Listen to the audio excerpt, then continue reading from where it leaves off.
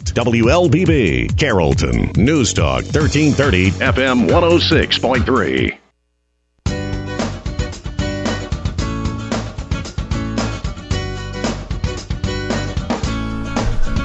Good morning. Welcome to the Community Voice. I'm Steve Gradick, your host. Delighted to have you with us. We're very pleased to have a little bit of a different show for me this morning. We have Mike Parris, our sports director, in the studio. Good morning, Mike. Good morning, sir. God, he's got a voice. I'll drop back. So. Yeah, I got to turn that down. Mike Parris has spent 48 years in sports broadcasting, starting when he was 18 years old at WHIE AM in Griffin, Georgia in 1979. He also worked at WBTR FM and WLBB AM from 1979 to 1983. That's a long time ago. That was BG, too. That was before Gradick. Yeah, I can tell where this is going already. He's also 2022 Alabama Sports Broadcaster of the Year for the NSMA, which stands for National Sports Media Association or something. I don't He's know. 44 years, has been the voice of the Gamecocks at Jacksonville State University. He's the lead announcer for JSU football, basketball, and baseball. During career, he's called the most historic and memorable games in JSU's athletic history, including the national championship in football, basketball, and baseball, and other noteworthy contests. He's in the Jacksonville State University Athletic Hall of Fame, 2021 inductee, and the 2012 Ohio Valley Conference Media Award winner. And those are just some bullet points. I mean, the bio is actually much longer. So. Oh, whatever. Whatever. All right. Well, fertilizer's what it is. The only reason you're here Right. is because high school football is getting ready to kick off, and I want to preview that for our audience because that's become a big deal for us. We carry 4 games live on Friday nights, which is a massive undertaking. Is it ever? Share what you told us last week at our preseason meeting that we had a couple of weeks ago. As far as we know, we're very unique in this, that there's a couple of stations that do 2 or 3, maybe 3 games. We don't know anybody that does 4 games on a Friday night, and there's one broadcast operation out in the West. We need to. Got to be Texas, probably. No, it's actually somewhere around Colorado, Utah. Allegedly, they have 4 games. But not only do we do 4 games, but I'll let you elaborate, but we do a tailgate, coaches clinic, the game, and the red zone. So what is that? That's 7 hours of football on Friday nights on 4 radio stations. If I shut up by midnight, sometimes it might be 12:15, 12:30 if we have weather delays. Well, I'm asleep by then. What do you mean you're going over past midnight? Are you crazy? Free time. Yeah, free time. Okay. Well, tell us, go ahead and tell us who we're going to be featuring this Friday night. All right, opening up this week, Bowden goes to Bremen to play.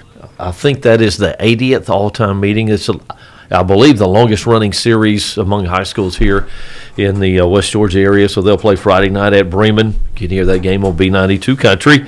They'll also be our Facebook Live and YouTube streaming game of the week as well. We'll originate our tailgate show from there.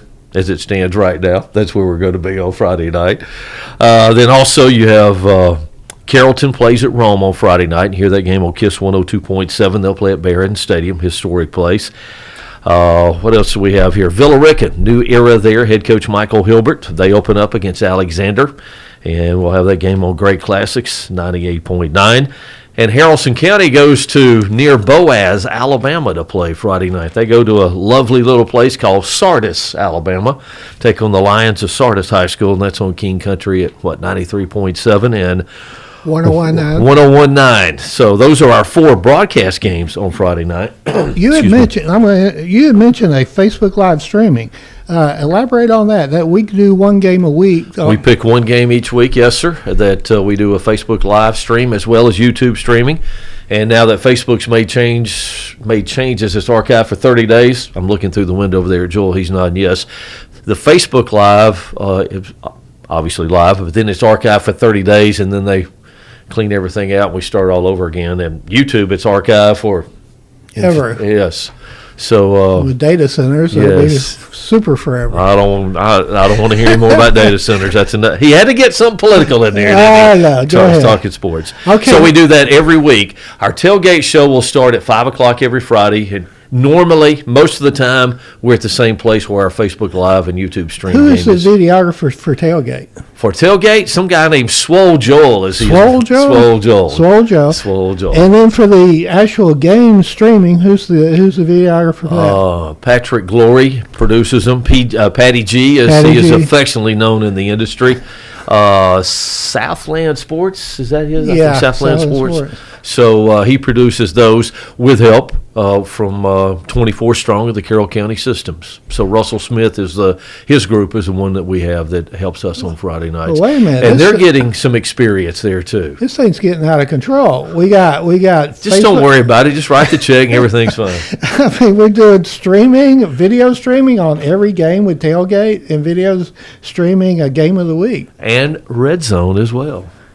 And Joel is back in the studio to do that on Friday nights with Red Zone. We do streaming for it as well. Who are the hosts of Red Zone? Red Zone would be yours truly, Coach David Thorold, longtime assistant to several schools in the West Georgia area. And Michael Miller will join us this year. We got some young blood coming in. It'll be Michael Miller. Who's he?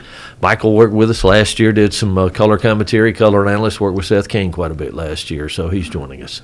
Oh, okay. Young guy, 2 old guys and a young guy in there. Well, that's the way it's got to be. Yes, you got to teach the puppy. We'll put him in there. Who make up the broadcast crews? Seth Kane and Tex Carter, 2 old guys. Well, 1 old guy and 1 semi-old guy, I guess.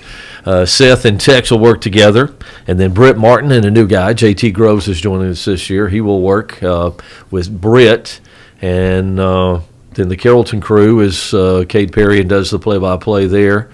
Larry is with him, Evans, and then somewhere Matt Skinner figures into all that. He goes, some Skinner guys who it is. And our third crew is that'll do the Haralson County games. 2 young guys, Sam Napoli and Jaden. Will be in with him. Jaden Land, I think is his last name, will be part of that crew. And we've also got a Gradick Sports Facebook page. So yes, we do. All that augments everything. Yes, and also the GradickSportsWhat.com as well, the website. Everything is there, too. Okay. Multimedia, Mr. Gradick. Yeah, a lot of this. Okay. That's good. Now, do you want me to do the other games, too, for the other schools this week? Yeah, go ahead, please. Good matchup at Staples Stadium at Heard County this week down at Franklin. They'll play Central, 2 teams that went deep into the playoffs last year. And big things expected, I think, from both of them, even with Central moving up to 5A. That'll be I think that should be an offensive showcase, I'll put it like that. Mount Zion is hosting Calvary Christian. New era starts at Temple. Stephen Humphrey takes over as head coach. They play over in Marietta, I guess. Is Osborne in that where Marietta? I think it's in Marietta, Osborne High School. Cobb County, yeah. And then also Cleburne County will play. They actually, over our friends over in Alabama, they open up Thursday night at Etowah High School over in Attala in the Gadsden area. So Ramburn does not play this week. They'll open up the following week. While we're going through a litany of teams, let's go ahead and mention we've got our sister station in East Alabama, WCKA, and I understand they're going to be carrying Alexandria. That is correct. The Valley Cubs of Alexandria High School will be the broadcast. For those of us who don't really follow East Alabama football, it's somewhat similar to West Georgia, and there are a lot of schools, and some of them are very intense. It's Alabama, a lot like Georgia, means a whole lot on Friday nights, especially in the small communities as to what's going on. So you've got roughly, counting the private schools in the area, not just in Calhoun County, but you got 2 schools in Cleburne County there and right across the state line. So I think when you add those in and you touch into Etowah County, there's like 14 or 15 schools included in that territory. I guess you get into Cherokee County too. A couple of schools up there. But I don't want to get off topic. I mentioned data centers earlier, but consolidated high schools, we don't have them around here, right? I mean, we don't have that huge. No. And there's not one in that area either. Used to be East Rome, West Rome. Now it's just Rome. So we're very fortunate both in East Alabama and West Georgia. We haven't gone down the consolidated road, correct? That is correct. For instance, over there, You have Anniston City Schools, one high school, Anniston High School, Oxford City Schools, one high school. Then in Calhoun County, I should say, you have the Calhoun County system. Jacksonville's a part of that, Alexandria, Welborn, Weaver, and Ohatchee. And then you have Jacksonville City Schools, one high school there, Jacksonville, and then Piedmont City Schools, which is just Piedmont High School is the only high school in that system as well. You said Anniston was independent? It's Anniston City Schools, yes. So you got four or five systems there: Anniston, Oxford, Calhoun County, Jacksonville, and Piedmont. So you got five school systems in that East Alabama area over there. Then over here we got Carroll County, but we've also got Bremen. And Carrollton City. And then Harrison County, of course. And Heard County. Yeah. So, I mean, that's a lot. Yeah. No one reason we could carry in 4 games on Friday nights. Okay, what about, this is where I try to get you in trouble. What about the coaching that's going on? What about the new coaches and all of that? How does that look? Well, I mentioned earlier Michael Hilbert's taken over at Villa Rica. He was an assistant on the staff there, played his high school football at Carrollton, and I believe got his coaching career started there with the Trojans. So he takes over at Villa Rica. Stephen Humphrey is the new head coach at Temple. He had been most recently at Rome, but he's been around. In fact, was in the area at one time here. So I believe this is his first head coaching job, but he takes over there. So you got 2 new head coaches. Joey King's back at Carrollton, year 6 for him. Randy Crutchfield's at Haralson County. This is his 3rd year. He's done they got to playoffs last year. Had an excellent season for them. New head coach at Bowden. Won 4 straight state championships, and Rich Finley moved on to Rockmart. So Jamie Abrams, was very successful at Cedartown, was at Lamar County prior to that. He was last year the defensive coordinator at Bowden, so he takes over as the head coach there. Bremen, it's still Rooster. Davis Russell. Rooster is what everybody knows him most by. I'm sure you remember Irk Russell, who was the longtime defensive coordinator at Georgia. And then, I'm sure he remembers Georgia Southern. And wow, boy, I am impressed. Well, I was there too. Okay, so, yeah. He is Irk Russell's grandson. Yeah. And now Rooster's back. I think this is his 10th or 11th year at Bremen, but he has 2 new coordinators. Grant Chestnut, who is the athletic director, is also the offensive coordinator, former head coach at Central. And then Austin Barron is the defensive coordinator, his first year, and he left the head coaching job at Villa Rica to go there. So who have I left out here? I know I've left out somebody. Mount Zion, Brad Gordon, 10 years there as their head coach. So he's he had a terrific year last year. Umbre Brown has done a phenomenal job at Central. He's a former Lion as well, the head coach there. And I think I have covered everybody here in the area. Before we go to break, let's mention, because this really rounds it out if somebody wants to learn more. I forgot Holy Ground Private School. They open up this week too as well, I do believe. Good. Who's the coach there, do you know? Yes, Mr. Gillespie. Bart Gillespie's the head coach there. Okay, cool. Before we go to break, tell us about, because it's on our Gradick YouTube channel, and I guess our Gradick Sports YouTube is everywhere, but you did Media Day. Right. Well, Media Day was a few weeks back on July the 27th. That's all archived. Facebook, it's still there for a few more days on Facebook, I guess. And then also YouTube as well, interviews with all these coaches that we did at Media Day, in case you missed those. Okay, let's take a break. We'll be back with more with Mike Parris after this. Imagine a place where every heartbeat is monitored with the utmost care, where emergencies are met with swift attention, and where cutting-edge technology enables precise and timely treatments. At Tanner Health, every patient's journey is a testament to resilience, a story of strength, healing, and hope. We go beyond treatment to redefine what compassionate care truly means. That's Tanner Health. That's care redefined. Learn more at tanner.org.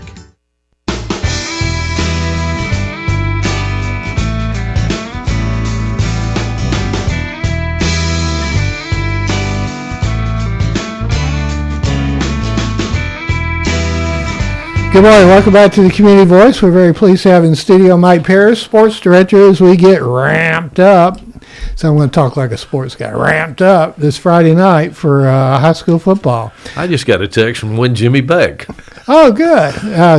He is our social media guru. He does a great job handling all that. So, Grad Sports Facebook, tell us, old guys like me, we go like gee, every year it seems to start earlier and earlier, and the practices are in the heart of the summer. Right. How has it changed? I mean, talking about, let's see, 48 years in sports broadcasting, how has the school calendar kind of affected football? Well, I can remember as not quite as old as Mr. Gradick, but as old guy too.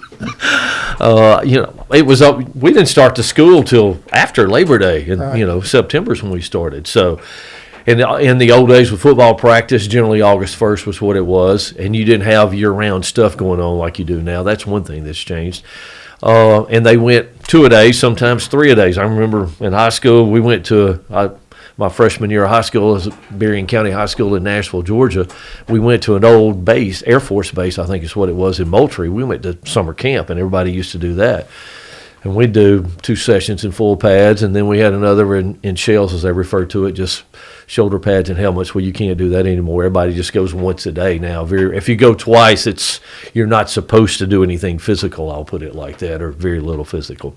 So that's one thing that's changed. The season is starting earlier.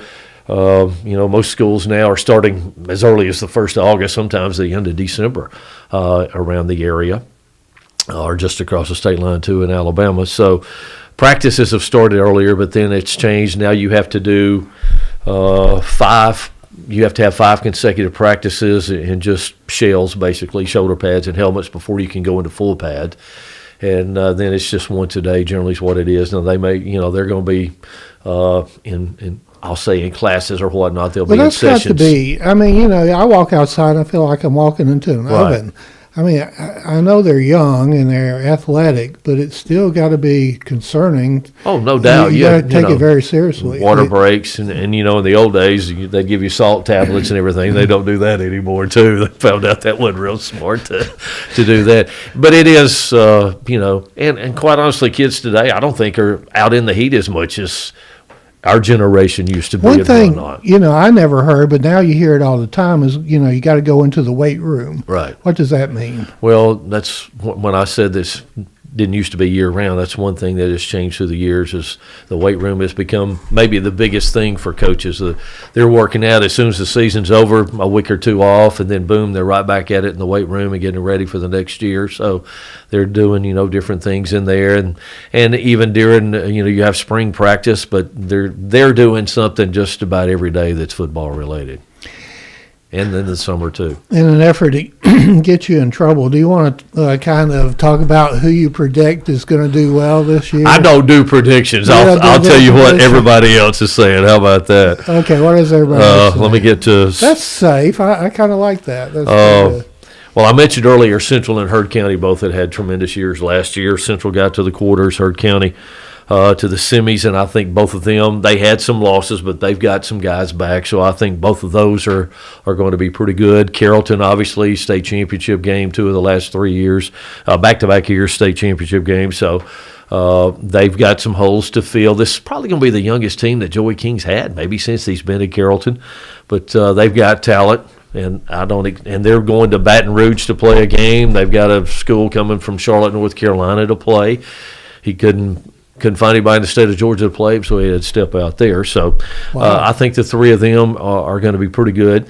I think that Villa Rica, Michael Hilbert, they've moved. They're still in 5A, but they've changed regions. I think they've got a chance that they're going to be pretty good as well. Haralson County's got some holes to fill. They won 7 games last year, but I think Randy Crutchfield has got it in place with his program, what he wants to do there. I think Bremen also has got a chance. They've got a lot of returning guys, quarterback back, some skilled people, and some linemen. I think they can make some noise there in a region with Herd. So, but I think they will be pretty good as well. Brad Gordon lost some guys at Mount Zion again, graduation and what have you. A couple of guys moved out. So, and I think they've gotten a guy hurt. And they've moved up a classification with the change this year in Truce. In Georgia now we have true 7 classes, A through 7A. So. Tipple, Stephen Humphrey will have to get his the culture built, as coaches like to say, like he wants it, but they've got some talent at Temple as well. And Bowden's won 4 straight, so that X has gotten bigger, only the 4th school in the history of Georgia high school football to win 4 consecutive state championships. And some pretty big holes to fill there. They've suffered a couple of injuries, I think, in their preseason workouts as well. So, but they'll be there at the end of the year. I think when it's all said and done, they'll be in the hunt again in the playoffs in Class A. Are there any players that you would predict that someday will be in the NFL? Oh, wow. I know Carrollton has 2 guys that are already committed to Miami. An offensive lineman, I think, who's a big guy. And my suspicion is they both will play this year and next year, and then they'll be early enrollees into Miami. Wow, boy, that one came out of nowhere. People don't realize how difficult the percentage that play high school football, the small percentage that go into play college football at any level, not just Division I, but at any level. And then you take the college football players, it's less than 1% then of that make it into professional football in the NFL. So the reason I asked, I saw some article over the weekend mentioned Reggie Brown and I don't remember the other guy's name, Jackson or something, but we've had 2 or 3. Yeah, that have gone. Chaz Chambliss comes to mind. I think he's still in the NFL, played at Carrollton and then at Georgia. But the guy at Bowden, defensive lineman, I can't think of his name. He's in the NFL. Well, like you were saying before I interrupted, it was basically the percentages. It's infinitesimal. It is minute when you start talking about it. And that's at any level, just to – so that's what occasionally I'm asking. A lot of people think, well, if you don't play Division I football, or Division I athletics, just you're not really – that's not true. If you get a scholarship offer to go somewhere and play and somebody's paying your tuition in college to get you through, boom, you jump on it and go. Yeah. It is – because it is, again, very small percentage that get that opportunity. And you've got guys who will walk on without a scholarship, and a lot of times they'll learn it. That's one of my favorite things, especially this time of the year. You'll see with the advent of social media, a lot of colleges, a guy that's a walk-on that they're promoting to a scholarship player. They'll do a video when they make the announcement, and it's great to see how the teammates react when they find out about guys like that. JSU is a Division I team. Right. And UWG, University of West Georgia, has become one in recent, 2 years or so. This will be their 3rd year. So what, for schools like JSU and UWG, what does that really mean? Right. Jacksonville State is playing FBS football, so we're at the top level at Jacksonville State, and I said we because I do the radio broadcast. We're considered a mid-major. We're not one of the Power 4 leagues, the SEC, the ACC, the Big Ten, or the Big 12. We're a mid-major in Conference USA. Now, West Georgia is Division I, all sports, but they play football at the FCS level, which is just, call it a step or a notch below. Scholarships, they don't have as many. And this will be, I think, their 3rd year, I believe that is correct, that they're at this level. Steve Englehart, new head coach. I haven't been around him a whole lot, but what little time I have been around him, I think he's made of the right stuff, I'll put it that way. He's done a terrific job. He's been at places, Division III non-scholarship schools. He's been at a non-scholarship FCS program, and a lot of success. So there are just some growing pains when you make that move from the lower level to go to Division I, whether it be Division II or NAIA you're coming from to Division I. We went through some of that at Jacksonville State, and West Georgia, I think, is going through some of that at this point in time. I'm not sure how it translates into wins and losses this year because they lost a lot of guys. I think they have 73 new players at West Georgia this year from last year to this year. So it'll take a little bit to get it going, but I do like him and being around him. And West Georgia plays before anybody as far as college football. They play Thursday night, the 27th. It's referred to as week 0. I don't know why they don't change that with college athletics, but they'll play Thursday night, August 27th here at home. They play the Mocs of Chattanooga is who they play. Moccasins. Well, they just go by Mocs now. Well, but see, I knew it was Moccasins. I was trying to get another score. And you know what their logo includes, don't you? I have no idea. It's a train is what it is. Oh, okay. Chattanooga Choo Choo, I guess. I guess. Okay. We're going to take another break, and we'll be back with more with Mike Parris, who's spent 48 years in sports broadcasting. He's making me old. After this word. Imagine a place where every heartbeat is monitored with the utmost care, where emergencies are met with swift attention, and where cutting-edge technology enables precise and timely treatments. At Tanner Health, every patient's journey is a testament to resilience, a story of strength, healing, and hope. We go beyond treatment to redefine what compassionate care truly means. That's Tanner Health. That's care redefined. Learn more at tanner.org.